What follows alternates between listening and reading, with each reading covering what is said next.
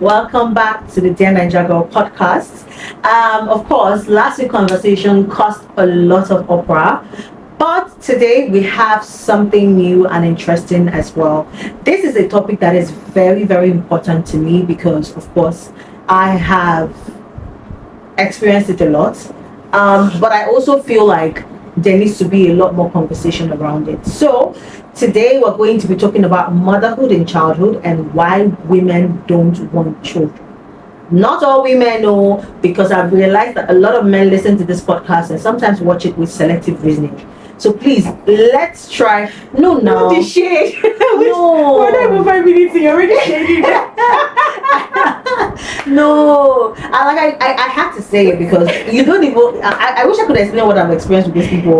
They see the tag feminist and see.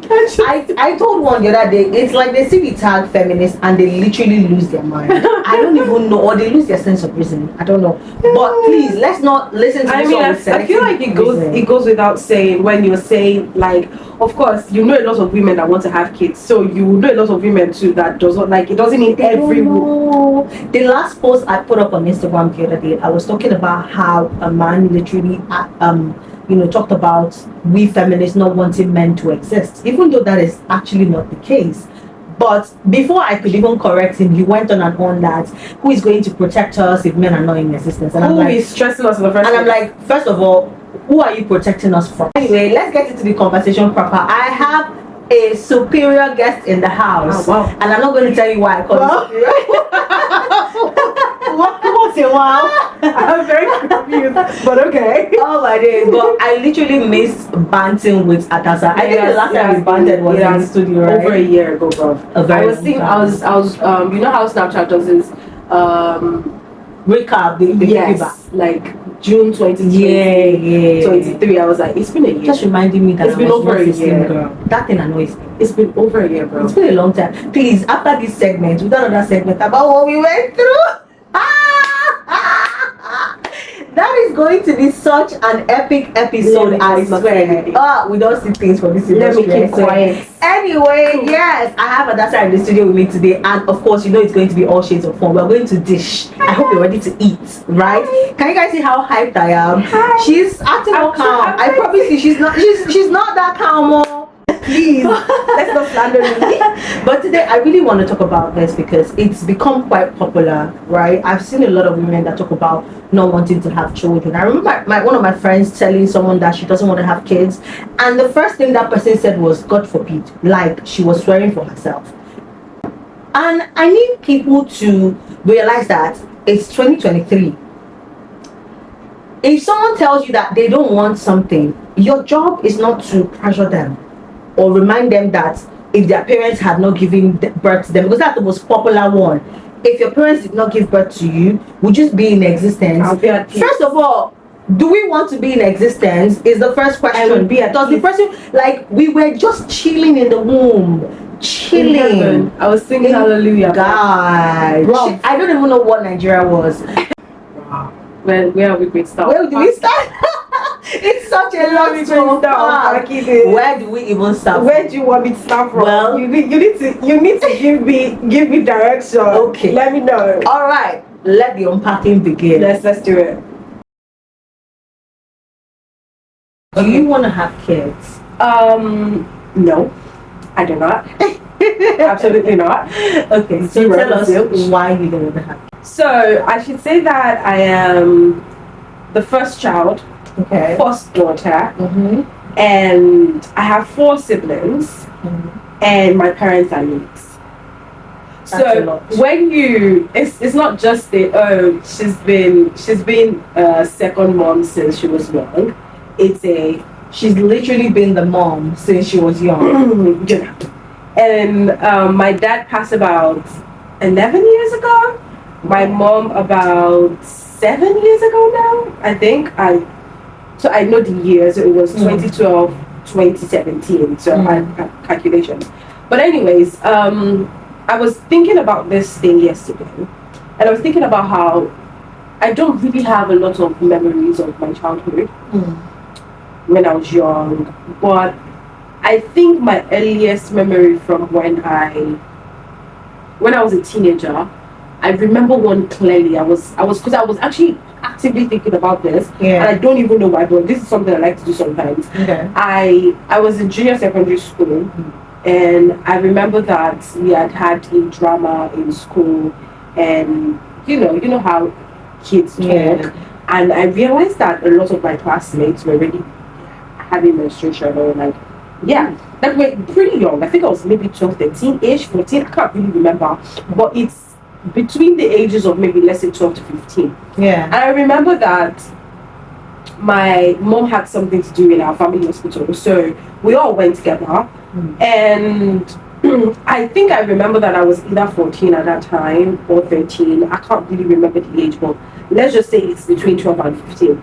But one thing that really stands out to me is not the fact that, my mom went to see the doctor, so I was like, okay, like, I've been wondering why everybody else was getting their period and I wasn't getting my period. So it was just a random thing. But the point I'm trying to make here is, we were in the car with my siblings, and I genuinely remember that even at that moment in time, I was left in charge of my siblings.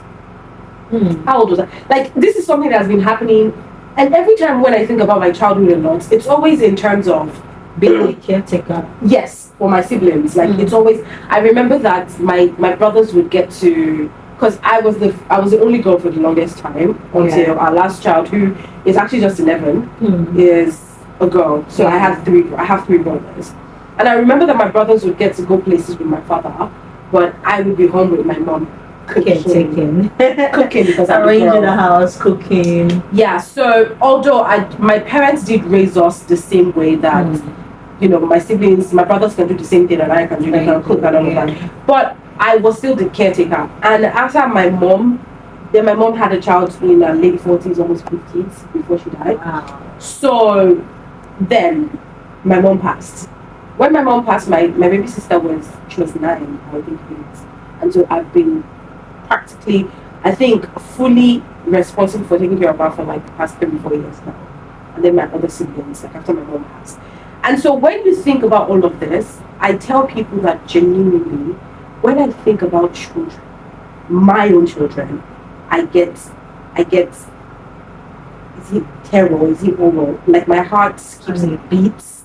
I see people holding toddlers, and I freeze, and I'm like, God forbid, no. I do not want kids. I do not want to get married. I've been doing this practically all my life. Like, right now, I don't feel like I'm living for myself. Even just right now, living for others. I'm making money. Is my siblings need this. My last Everyone baby else come first. My last baby needs this. My last baby needs that. Right now, my laptop is faulty. I've paid school fees. I bought provision. I've not fixed my laptop. Okay? Like, I have to, there's rent, there is feeding, there is, the other day I was, Angel that's her last baby, was telling me how she needed something for school and all of that. And I had transferred like 25K. That was the last money in my account at that moment in time. Okay? I transferred that for what she needed, and me, I need a lot of things, but I can't think of myself. Like, when you think about all of those kind of things, I just want them to grow up. Like, I don't what's the word? I don't resent them. I don't resent what I have to do, because I'm not the type to come and be like, oh my God, no, like, it's what it is. Like, if God has put you in a position, this and the first child, it is what it is. You can't just accept the daughter card. That's the one that I've just accepted it. I've accepted what I have to do, and I do it. But like, I just really want them to grow up.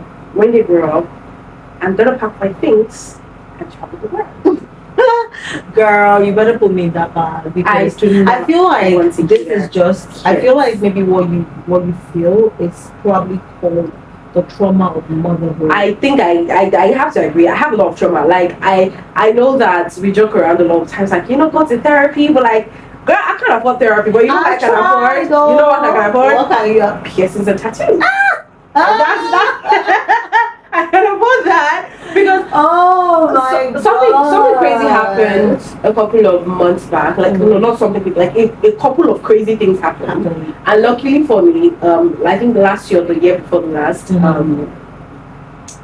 again, I'm being for the people that are going to be listening to this, I'm being very factual with the things that I'm saying, not because, but that is the reality of things. So for, you know about this, you know how last year, the year before last, we're kind of homeless. Yeah, And yeah, you know, it was a lot that was going on. But So I think that landlord has to be in front in hell before this particular landlord, because that guy coming, it's not even the landlord, the agents.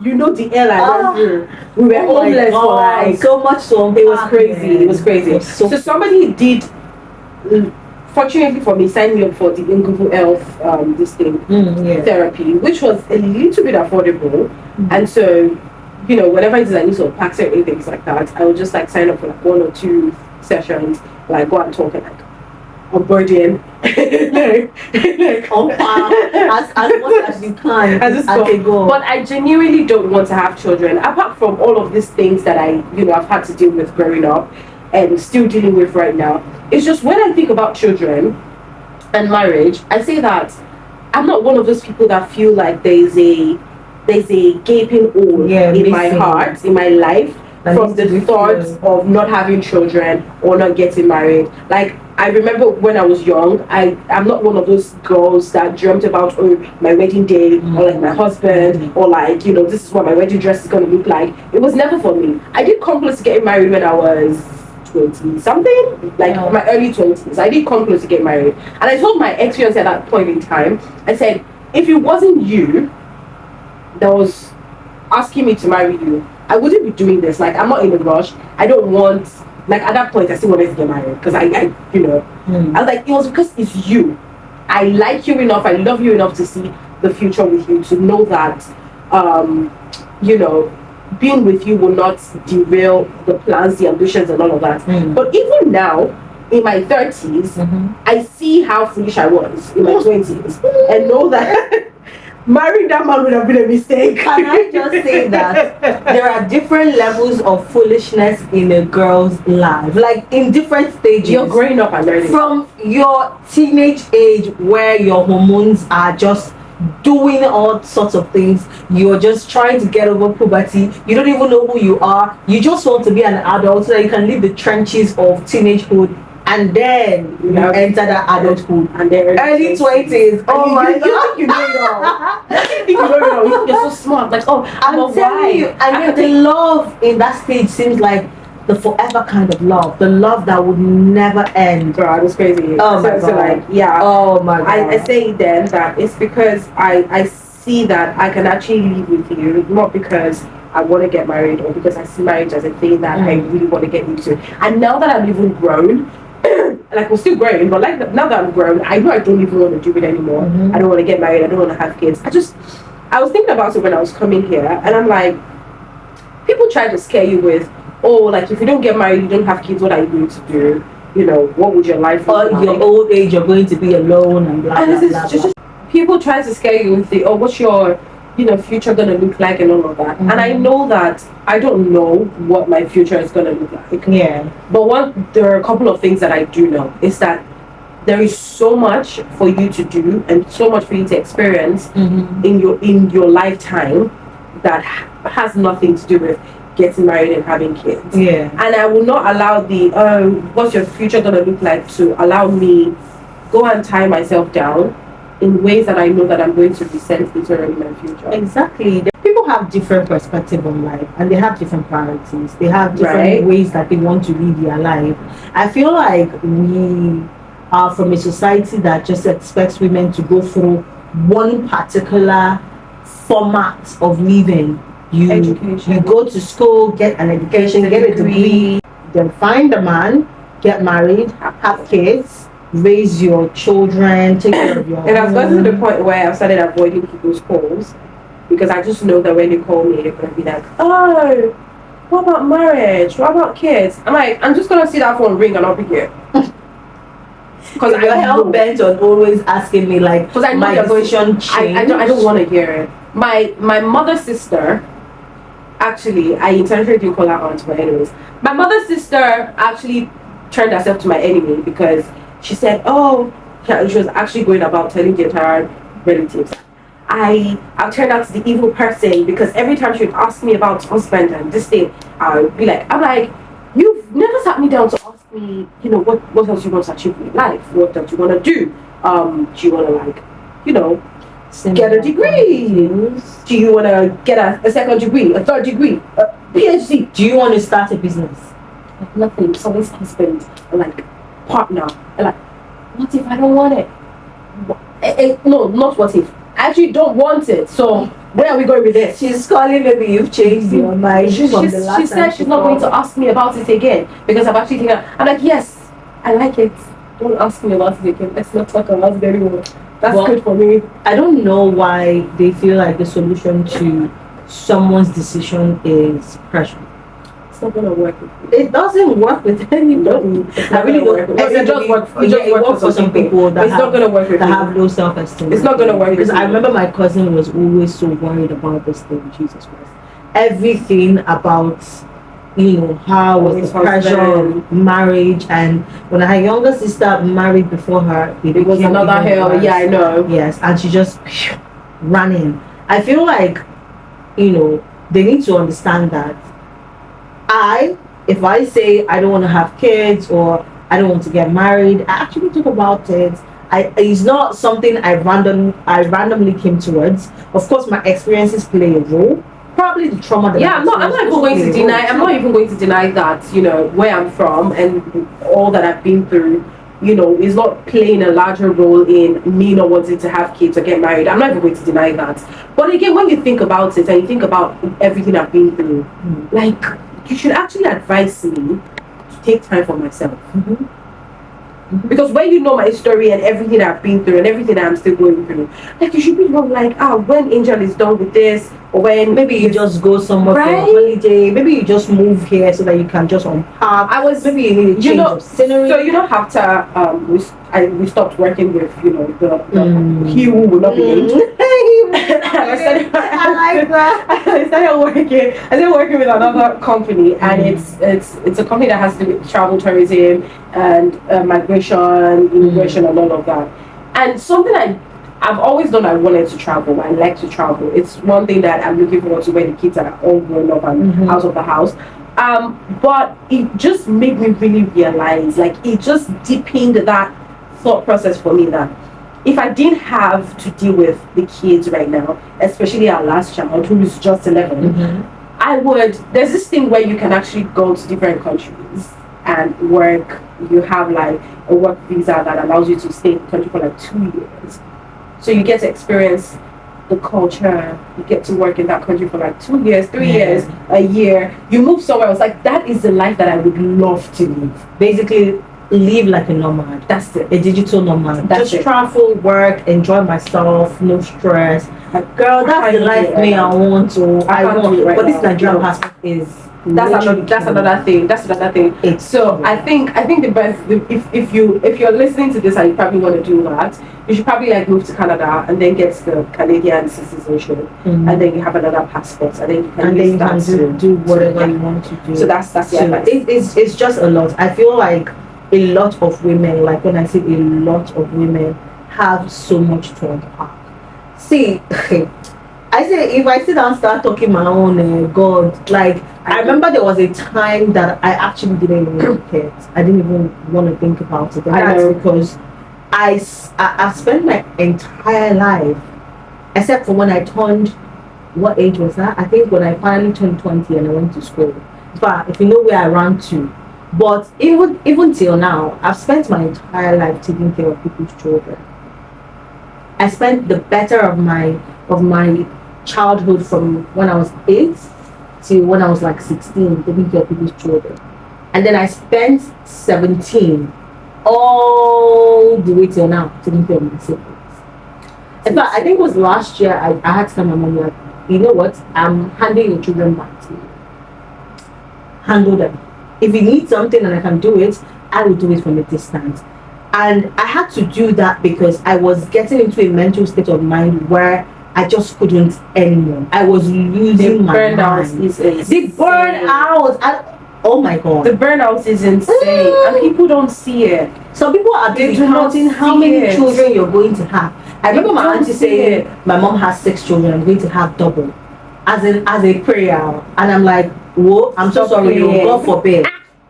God forbid. Oh my So I would have football club. I would have football team. I mean, how do they call that? I'm like, no. And the thing is, when you That actually is a think curse, not a about prayer. what raising kids is like What in it this day and entails. age, the fact that the world is actually going to shit, there's global warming, there's a lot of crazy things going on. Like, do you even want to bring kids to this world right now? Economical decline, inflation is at the highest. I'm thinking about Angel, and I'm thinking about so many things. Am I raising her right? How do I, How do am you I being protect too, from the or am I world? being too overprotective? How do I let her, grow into her own person at the same time? I'm like Protecting thinking her. all of this, and like, you want me to do this again? Not even again. They want you to do this multiple times, like a lot of times. Sir. It's so much. It's a lot to Get behind unpack. me, devil. It's a lot to unpack. Get deep behind It's a lot me. to- Yeah. So I feel like there's just so much to unpack, a lot, and therapy is one of the most expensive things in Nigeria. Yeah, it to be is. honest. I remember when I wanted to go for therapy, I needed to unpack. I was having massive anxiety. And my friend said, okay, that she can connect me to like the cheapest therapy she's seen and she used. And then I'm like, oh, that's so great. Me in my church mind now, this was like I think 3 years ago. Me now in my church mind, I thought probably like 10K, 15K. I reach out to this therapist. She shares their website with me and then tells me to go, just go through it and see what I want, what I can afford. Now, the cheapest thing there was an online chat session, which is I think via WhatsApp or something for them. And then I look at the price and I nearly lost my mind. It was 80,000 naira. That's crazy. It's gotten cheaper than that now.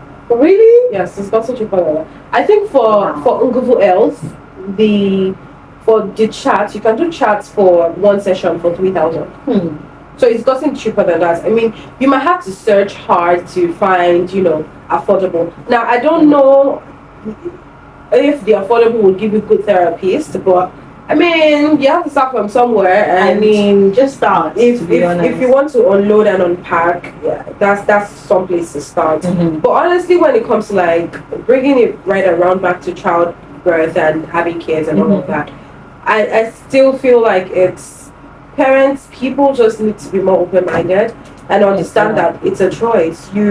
Just because I'm choosing not to have children does not mean that I'm selfish. It means I'm self-aware enough to know that. Because it keeps trying to make it out to be selfish. They say things like, and honestly, I'm fine with you thinking I'm selfish. Like, that's your own problem. And let me tell you something else. I've heard a lot of time when people say, oh, just pray your first child is a girl so that she can help you. Have you heard that? That's the thing. I've heard that. And people, why are you giving birth to bodying your child? Again, speaking of, going into this, when you ask people a lot of reasons why they want to have kids, they'll tell you, oh, somebody to take care of me in my old age, somebody to do. I'm like, but you're an adult. Why are you not making plans for your old age? And why are you waiting for your child to be your retirement? Because there was a group I was in, and this was an entire conversation. I'm like, scenes where your child is broke, scenes where your child dies before you, because you people don't think that could happen. Since where your child gets to adulthood, like prime adulthood, and then has a serious health issue.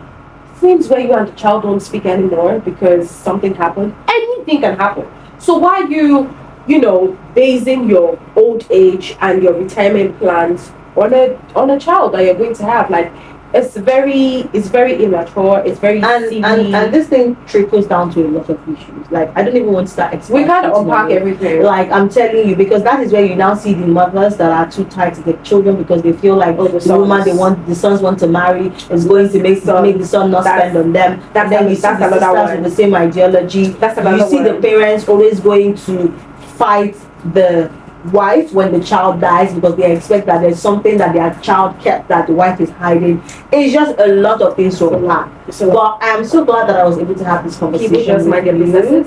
Yeah, it's really not the end of the world that somebody doesn't want to have kids. Like, there's already so many kids that we are need care. There's already so many kids in 2 years that need care, that need love, that are in orphanages, that are in exactly. What do they call this? Child services, whatever, the system, whatever it is. They're on the road, they're on the streets. Like, there's so many. Like, if you don't have a kid, I promise you, the world will not end. In fact, the world will do just fine if you don't have a The kid. world will be better.